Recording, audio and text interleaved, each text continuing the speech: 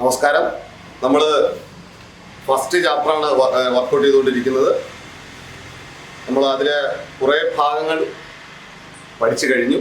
ഇനി അവസാന ഭാഗം ആണ് നമ്മൾ ഇവിടെ ചർച്ച ചെയ്തത്. അപ്പോൾ ശ്രദ്ധിക്കേണ്ട കാര്യം, ഇതുവരെ പഠിപ്പിച്ച കാര്യങ്ങൾ ഒന്നുകൂടി എല്ലാവരും ഒന്ന് റിവൈസ് ചെയ്ത് മനഃപ്പാഠമാക്കുക. ചാപ്റ്ററിൻ്റെ പേര് ഏരിയ, പരപ്പളവ്. അതിൻ്റെ അവസാന ഭാഗം ആണ് നമ്മൾ എത്തിയിരിക്കുന്നത്.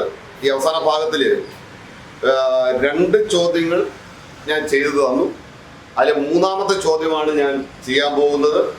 ക്വസ്റ്റ്യൻ നിങ്ങൾക്ക് വേണ്ടി വായിക്കാം. In the picture below, the top vertex of a triangle is joined to the midpoint of opposite side, and the point dividing this line in the ratio 2:1 is joined to the other 2 vertices. Prove that the area of all 3 triangles in the picture on the right are equal to a third of the area of the whole triangle. അതായത് ചിത്രത്തിൽ ഒരു ശീർഷം എതിർവശത്തെ പോയിന്റുമായിട്ട് വശത്തിന് മധ്യബിന്ദുവുമായി യോജിപ്പിച്ച ഒരു line വരച്ചിരിക്കുന്നു. അതിനുശേഷം മറ്റു 2 വശങ്ങളിൽ നിന്നുള്ള ഈ രണ്ട് വെക്ടർസിൽ നിന്നുള്ള ഈ ലൈനിനെ ഇതിങ്ങനെ ഒരു ലൈൻ ഉണ്ട് ഫസ്റ്റ് പിക്ചറിൽ. ഇതിനെ 2:1 എന്ന റേഷ്യോയിലാണ് ഡിവൈഡ് ചെയ്യുന്നത് എന്നാണ് പറയുന്നത്. നമുക്ക് തെളിയിക്കാനുള്ളത് ഈ 3, അതായത് ഇതും ഈ ഭാഗം അയച്ചു കളഞ്ഞാൽ ഈ 3 ട്രയാങ്കിളുകളുടെയും ഏരിയ, ഈ ഓൾ ട്രയാങ്കിളിന്റെ മുഴുവൻ ത്രികോണത്തിന്റെ 1/3 ഭാഗമാണ് ഇതിൽ ഓരോന്നിന്റെ ഏരിയ എന്നാണ് നമുക്ക് പ്രൂവ് ചെയ്യേണ്ടത്.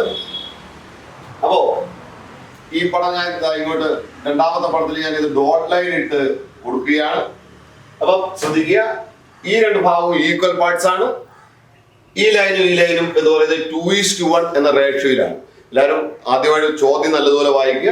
2:1 എന്ന റേഷ്യോയിലാണ് ഡിവൈഡ് ചെയ്തിരിക്കുന്നത്. ഓക്കെ. അപ്പോ നമ്മള് കഴിഞ്ഞ ക്ലാസ്സിൽ നിങ്ങളെ ഞാൻ പഠിപ്പിച്ചു, ഒരു ട്രയാങ്കിളിന്റെ ഒരു വെർട്ടെക്സിൽ നിന്ന് ഓപ്പോസിറ്റ് സൈഡിലോട്ട് ഒരു ലൈൻ വരച്ചാൽ ആ ലൈൻ ആ ഏരിയ ഡിവൈഡ് ചെയ്യുന്നതും ഓപ്പോസിറ്റ് സൈഡിനെ ഡിവൈഡ് ചെയ്യുന്നതും ഒരേ റേഷ്യോയിലാണ്. ഇതിപ്പോ 2:1 ആണെങ്കിൽ ഇതിന്റെ ഏരിയയും 2:1 ആയിരിക്കും. അപ്പം അതിൽ നിന്ന് നമുക്ക് മനസ്സിലായത്, ഇത് മിഡ് പോയിന്റ് ആയതുകൊണ്ട് ഈ ഒരു ട്രയാങ്കിൾ, ഇങ്ങനെ ഒരു ട്രയാങ്കിൾ എടുത്തു കഴിഞ്ഞാൽ ഈ 2 ട്രയാങ്കിളിന്റെ ഏരിയ ഈക്വൽ ആണ്. ഇനി അത് കഴിഞ്ഞുള്ള കാര്യങ്ങളിലേക്ക് നമുക്ക് പോവാം. അപ്പം ഞാൻ ഈ പടം ഒന്നും കൂടെ അറേഞ്ച് ചെയ്യാണ്. ട്രയാങ്കിളിന് പേര് കൊടുക്കുന്നു. Triangle ABC D. ഇവിടെ ഒരു പോയിന്റ് കൊടുത്തു, ഇവിടെ P എന്ന് കൊടുത്തു. ട്രയാങ്കിൾ ABC, അതില് ഇത് D. അപ്പോൾ നമുക്ക് പറയാൻ പറ്റും ഏരിയ ഓഫ് ട്രയാങ്കിൾ ABD എന്ന് പറയുന്ന ത്രികോണത്തിന്റെ പരപ്പളവും ACD എന്ന് പറയുന്ന ത്രികോണത്തിന്റെ പരപ്പളവും ഈക്വൽ ആണ്.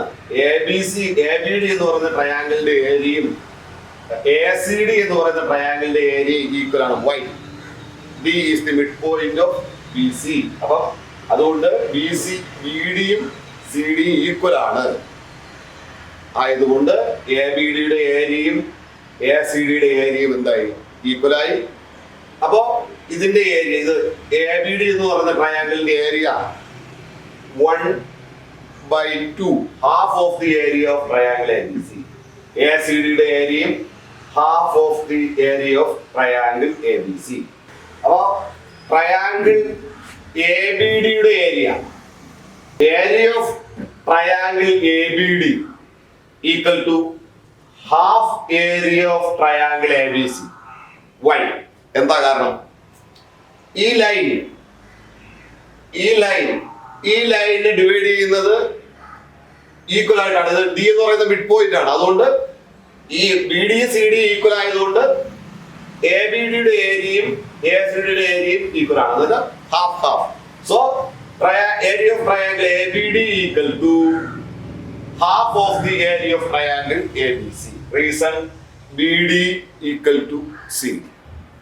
ഇനി നമ്മൾ in triangle ABD,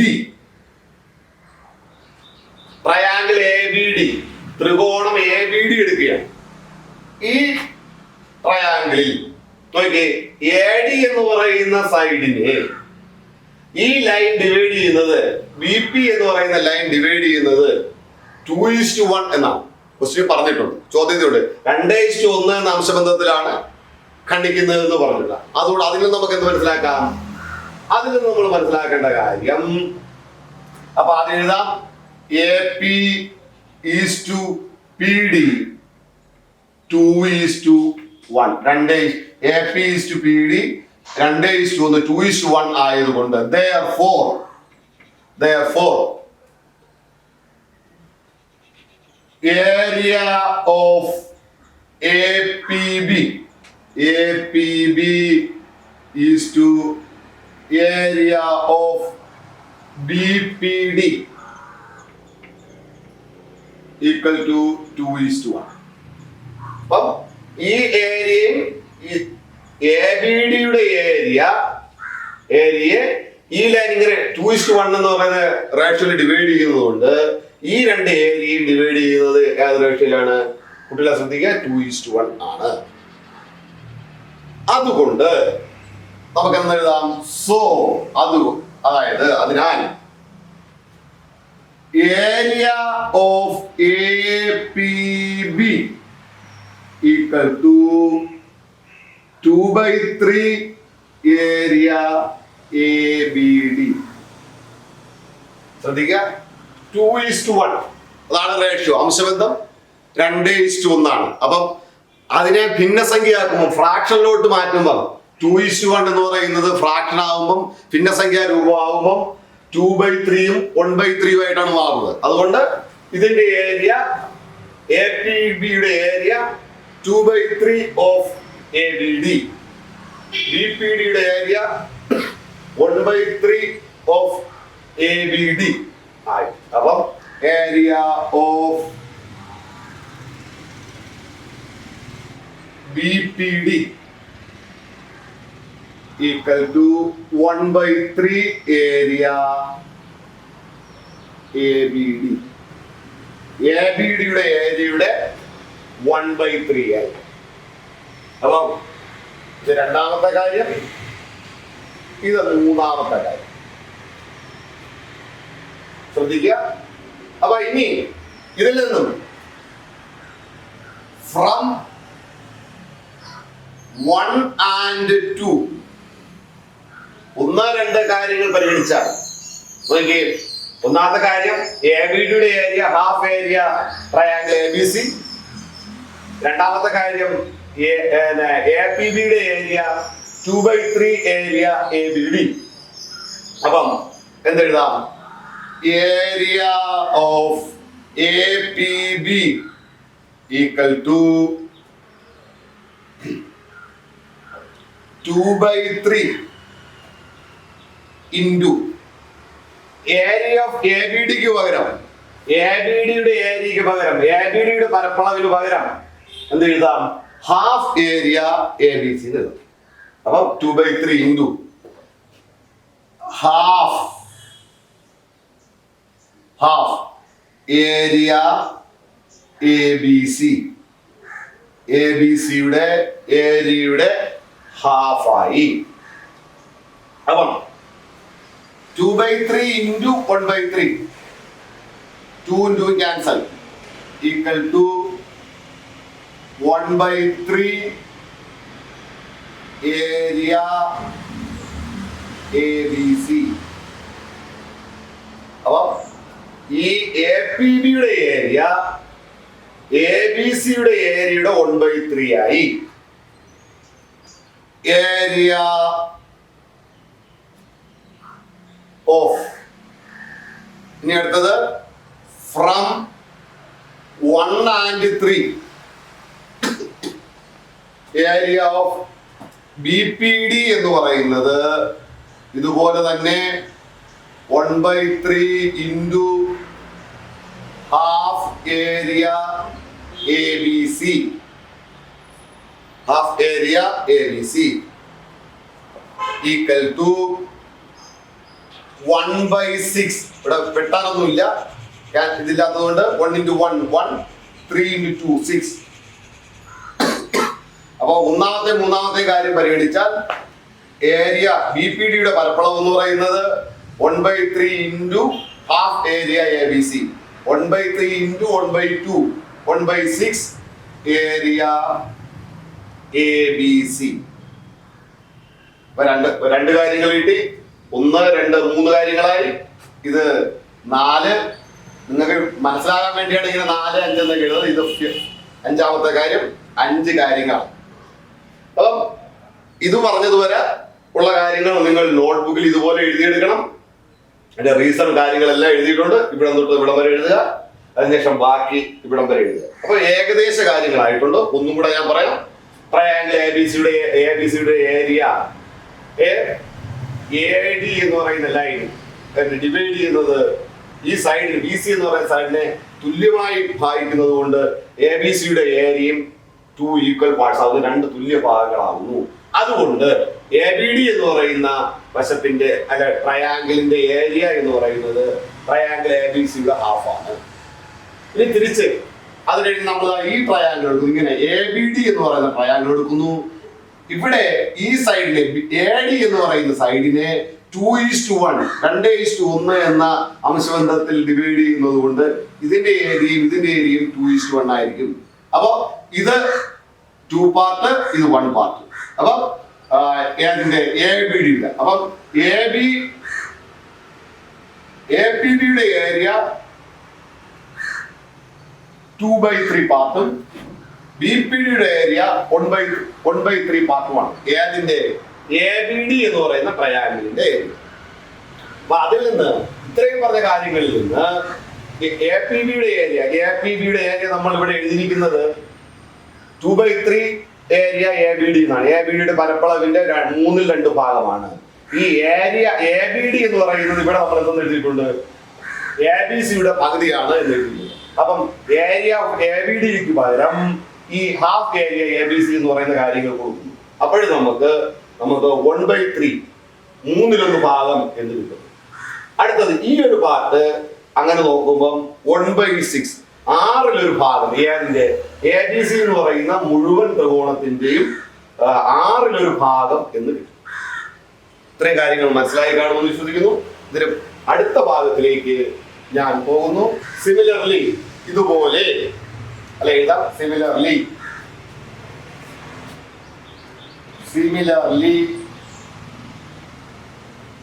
ഇതുപോലെ നമ്മൾ ഈ ട്രയാങ്കിൾ എടുത്താൽ ACD എന്ന് പറയുന്ന ട്രയാങ്കിൾ എടുത്താലും അതിന്റെ ഏരിയയും ഏതിന്റെ ഏരിയ പകുതിയാണ്? ABCയുടെ ഏരിയക്ക് പകുതിയാണ്. ഈ ലൈൻ AD എന്ന് പറയുന്ന ലൈൻ ഇവിടെ ഡിവൈഡ് ചെയ്യുന്നത് 2:1 ആണ്. അതുകൊണ്ട് ഇതിന്റെ ഏരിയ ട്രയാങ്കിൾ APCയുടെ ഏരിയ എന്ന് പറയുന്നത് എന്ത് തന്നെയായിരിക്കും? 1/3 ഏരിയ ABC. നേരത്തെ പോലെ സ്റ്റെപ്പ് എഴുതിയ അത്ര സ്റ്റെപ്പ് എഴുതേണ്ട കാര്യമില്ല. ഇപ്പുറത്ത് പറഞ്ഞ കാര്യം അതേപോലെ ഇപ്പുറത്തും ആയതുകൊണ്ട് ഞാൻ സിമിലർലി എന്ന് എഴുതി പെട്ടെന്ന് എഴുതുകയാണ്. Area of APC equal to 1/3 area ABC. ഇത് 6ാമത്തെ കാര്യം.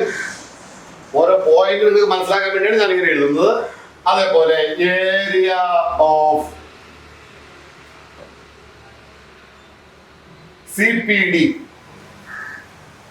എന്ന് പറയുന്നത് 1/6 ഏരിയ ABC. ഇത് 7ാമത്തെ. 7 പോയിന്റുകളാണ് ഞാൻ ഇതുവരെ പറഞ്ഞത്. ഇനി നോക്കിയേ, ഇത് 1/3 ആയി, ഇതും 1/3 ആയി. ഇനി നമുക്ക് വേണ്ടത് ഈ കാര്യം 1/3 ആയി, 1/3 ആയി, ഇത് 1/3 ആയി. ഇനി ഇവിടുത്തെ കാര്യം ഈ 2 ഏരിയയും കൂടെ ചേരുമ്പോൾ 1/3 ആവുമോ എന്ന് നോക്കാം. അപ്പം ഏരിയ ഓഫ് BPCയുടെ ഏരിയ എന്ന് പറയുന്നത് equal to area of BPD plus area of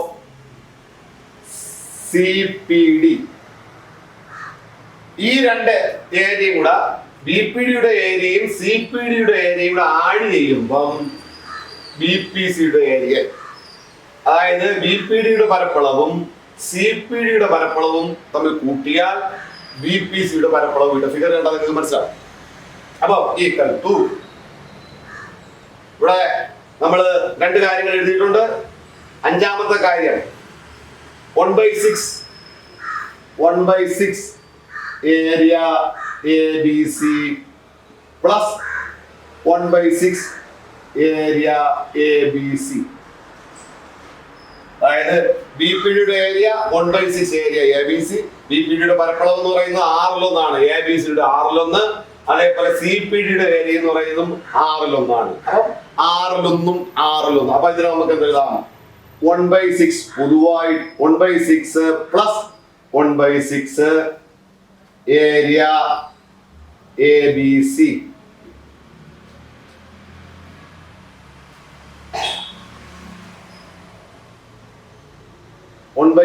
അപ്പൊ ഇത് 1/6 plus 1/6 area ABC. 1/6 plus 1/6 2/6 area ABC is equal to 1/3 area ABC. ഇത് 8ാമത്തെ കാര്യം. അപ്പൊ 1/6 6/1 കൂടെ കൂട്ടിയാൽ 6/2. ഛേദനം ഒരുപോലെ ആയതുകൊണ്ട് അതേപോലെ എഴുതി, അംശങ്ങൾ തമ്മിൽ കൂട്ടി. ഡിനോമിനേറ്റർ സെയിം ലൈൻ ഫ്രാക്ഷൻ ആയതുകൊണ്ട് ഡിനോമിനേറ്റർ കോമൺ അതുപോലെ എടുത്തു. ന്യൂമറേറ്ററുകൾ തമ്മിൽ ആഡ് ചെയ്തു. 1 + 1 2. അപ്പം 2/6നെ സിംപ്ലിഫൈ ചെയ്യാം. 1/3. അപ്പം 1/3 ഏരിയ ABC. അപ്പോ ഇതില് നമ്മള് 4ാമത്തെ കാര്യം പറഞ്ഞ് APB ഫ്രം 4. 4ാമത്തെ കാര്യം APBയുടെ ഏരിയ 1/3 ABC, അതേപോലെ 6 APCയുടെ ഏരിയ. അപ്പം 6ാമത്തെ കാര്യം ഫ്രം 4, 6 and 8. ഓക്കെ, APBയുടെ ഏരിയ 1/3 ആയി, APCയുടെ ഏരിയ 1/3 ആയി, BPDയുടെ ഏരിയ 1/3 ആയി. ഈ കാര്യങ്ങൾ ഫ്രം 4, 6 and 8. എന്താണ് ക്വസ്റ്റ്യൻ? എന്താണ്? Prove that all areas of 3 triangles in the picture on the right are equal to a third. അപ്പം ഈ 2ാമത്തെ പടത്തില് വലതുവശത്തുള്ള ചിത്രത്തിലെ 3 ത്രികോണങ്ങളും ഈക്വൽ ആണ്, തുല്യമാണ്. അത് ഇതിന് 1/3 ആണ്. അപ്പം 6 4. അപ്പം area of triangle APB equal to area of triangle APC equal to area of triangle BPC